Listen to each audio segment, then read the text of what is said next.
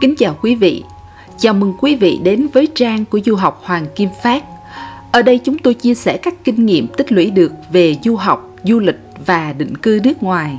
Quý vị có thể ghé thăm trang web của Du học Hoàng Kim Phát ở địa chỉ hkpsedu.com để xem các bài viết cụ thể, hoặc liên hệ với chúng tôi qua số điện thoại +84 906 270608 để được cố vấn về hồ sơ thị thực của mình.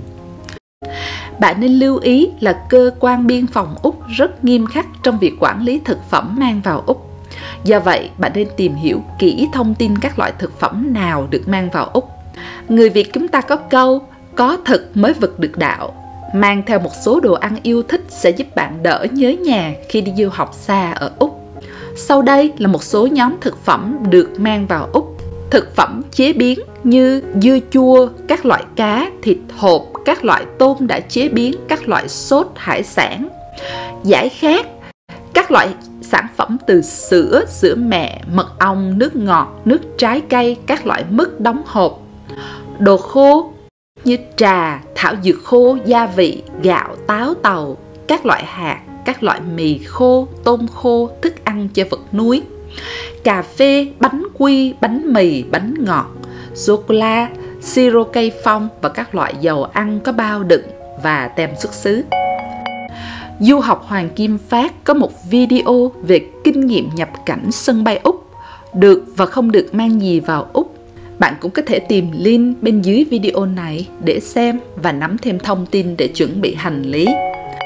Thuốc tây khi đến Úc.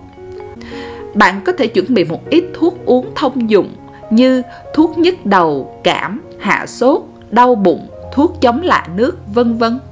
Bạn cũng có được mang theo thuốc được kê toa để điều trị bệnh của bạn cùng với toa của bác sĩ. Nếu bạn không còn giữ toa thuốc, bạn cũng có thể mang theo hóa đơn mua thuốc từ pharmacy để cần thì có thể đối chiếu. Tất cả thuốc đều phải để trong bao bì gốc để dễ cho nhân viên biên phòng Úc ABF kiểm tra khi cần. Bạn lưu ý và khai báo trong tờ khai hải quan về một thuốc này để tránh gặp rắc rối. Bạn cũng nên mang theo một bộ đồ sơ cứu y tế nhỏ. Đây cũng là một vật dụng rất cần trong cuộc sống của bạn. Du học Hoàng Kim Phát có một video về danh sách 11 đồ dùng cần mang theo trong hành lý khi du học Úc. Đừng quên vì rất hữu ích. Bạn cũng có thể tìm link bên dưới video này để xem và nắm thêm thông tin để chuẩn bị hành lý. Nếu thấy nội dung này là hữu ích, kính mong quý vị chia sẻ thêm cho bạn bè và người thân của mình để lan tỏa thêm thông tin. Du học Hoàng Kim Phát xin cảm ơn quý vị đã dành thời gian lắng nghe chủ đề này và hẹn gặp lại quý vị trong những chủ đề tiếp theo.